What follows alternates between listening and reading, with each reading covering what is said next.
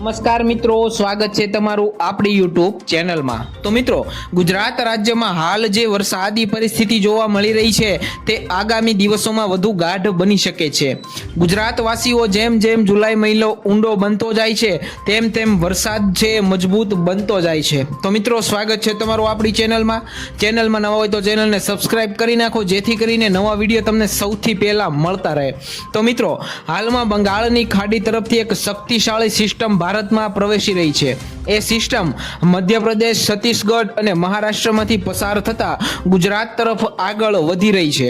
હવામાન વિભાગ દ્વારા મળતી માહિતી અનુસાર આગામી 7 દિવસ સુધી ગુજરાત માટે અત્યંત મહત્વના અને વરસાદથી ભરેલો રહેવાના છે। ખાસ કરીને દક્ષિણ ગુજરાત, મધ્ય ગુજરાત અને સૌરાષ્ટ્રના કેટલાક વિસ્તારમાં ભારેથી અતિભારે વરસાદની શક્યતા દર્શાવવામાં આવી રહી છે। સુરત, નવસારી, વલસાડ અને ડાંગના વિસ્તારોમાં ગત રાત્રિથી જ છાંટાની શરૂઆત થઈ ગઈ છે।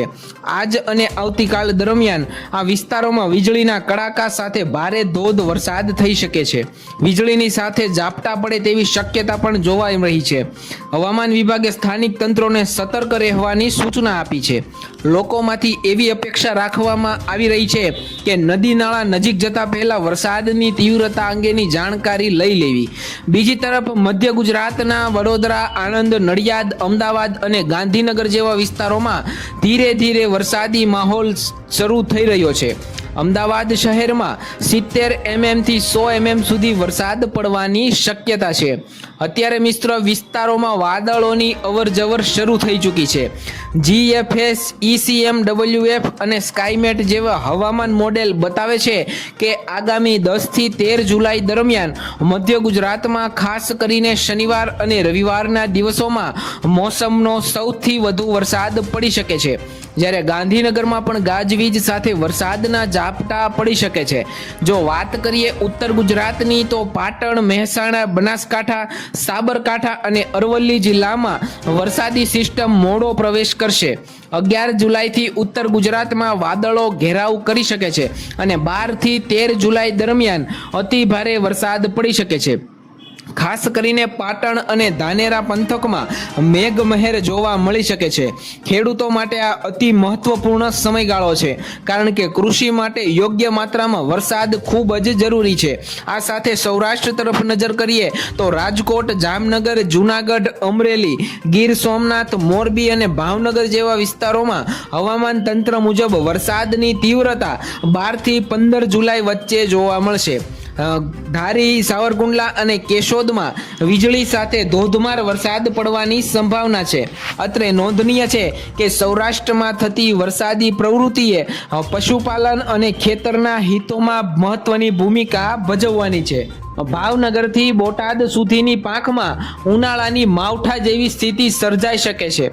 જો કચ્છ જિલ્લાના પરિસ્થિતિ અંગે વાત કરીએ તો હાલ ત્યાં વાતાવરણ શાંત છે। ભુજ, મુન્દ્રા, અંજાર અને રાપર વિસ્તાર હજુ સુધી પણ વરસાદથી વંચિત છે, પણ હવામાન વિભાગના માપદંડ મુજબ 13 અને 14 જુલાઈ બાદ અહીં પણ વરસાદના ઝાપટા પડી શકે છે। ખાસ કરીને બપોરના સમયે વાદળોનું ઘેરાવ થવાની શક્યતા વધુ છે। રાજ્યમાં માવઠાની ગતિશીલતા વિશે વાત કરીએ તો સેટેલાઇટ ચિત્રો દર્શાવે છે કે સંપૂર્ણ પશ્ચિમ અને દક્ષિણ દિશા તરફથી વાદળોની તીવ્ર લાઈનો ગુજરાત તરફ આગળ વધી રહી છે। વાવાઝોડાની શક્તિ તો નથી, પણ લોઅર અને મધ્ય સ્તરના વાદળો વસ્ત્રની જેમ ફેલાઈ રહ્યા છે। આ વાદળો ખાસ કરીને મધ્ય ગુજરાત અને દક્ષિણ ગુજરાતના ભાગમાં વધુ અસરકારક બની શકે છે। આઇકન મોડલ પણ સંકેત આપે છે કે 10 જુલાઈથી 14 જુલાઈ સુધી વરસાદી હિસ્સો ગુજરાતના લગભગ તમામ જિલ્લાઓમાં પ્રસરી જશે। ખાસ કરીને 12 જુલાઈ શનિવારના દિવસે રાજ્યમાં વાદળોની તીવ્રતા સૌથી વધુ રહેશે। હવે જો આપણે વાત કરીએ ગ્રામ્ય વિસ્તારોની, તો નર્મદા, છોટાઉદેપુર, પંચમહાલ અને દાહોદ જેવા વિસ્તારમાં પણ હવે વરસાદની પ્રક્રિયા આગળ વધી રહી છે।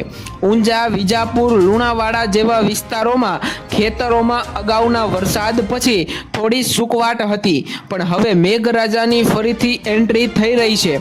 ખેડૂતોને ભલામણ કરવામાં આવી છે કે તેઓ બીજ વાવેતર આગળ વધારતા પહેલા આગાહી પર ધ્યાન આપે. ઘણા સ્થળોએ જળ બંબાકાર હજી પણ પૂરાયું નથી, એટલે કે આગામી 8 દિવસ સુધી નદીઓ અને નાળાઓના પાટા નજીક રહેતા લોકો માટે તાકીદની સલાહ લેવામાં આવે છે.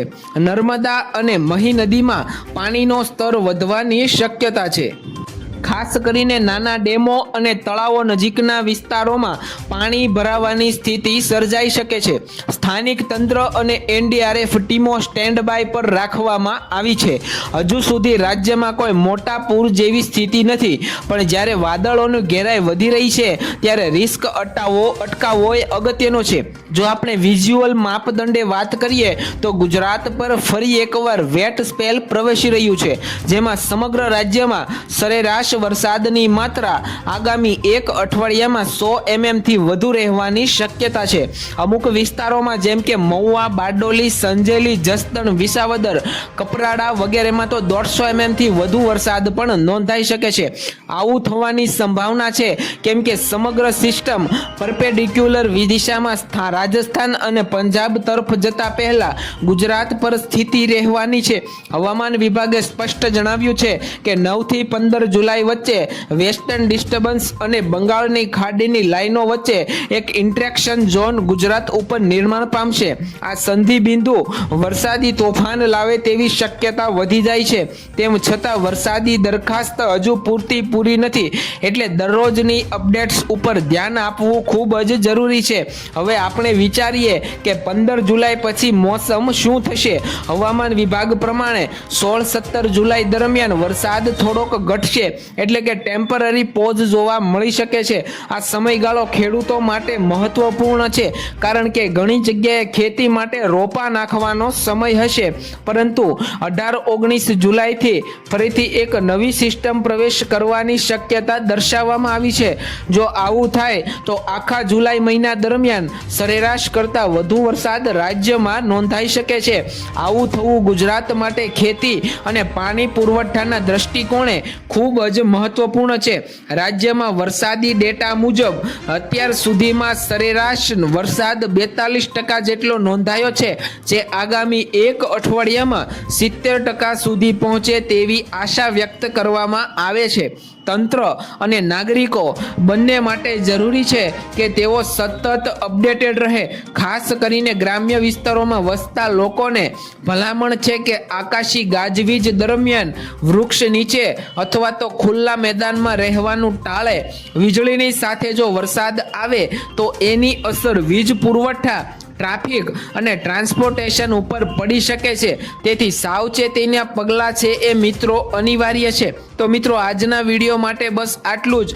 વિડીયોમાં અહીં સુધી પહોંચી ગયા છો તો વિડીયોને લાઈક કરી, શેર કરી, સબસ્ક્રાઇબ કરવાનું ભૂલતા નહીં, જેથી કરીને નવા વિડીયો તમને દરરોજ સૌથી પહેલા મળતા રહે.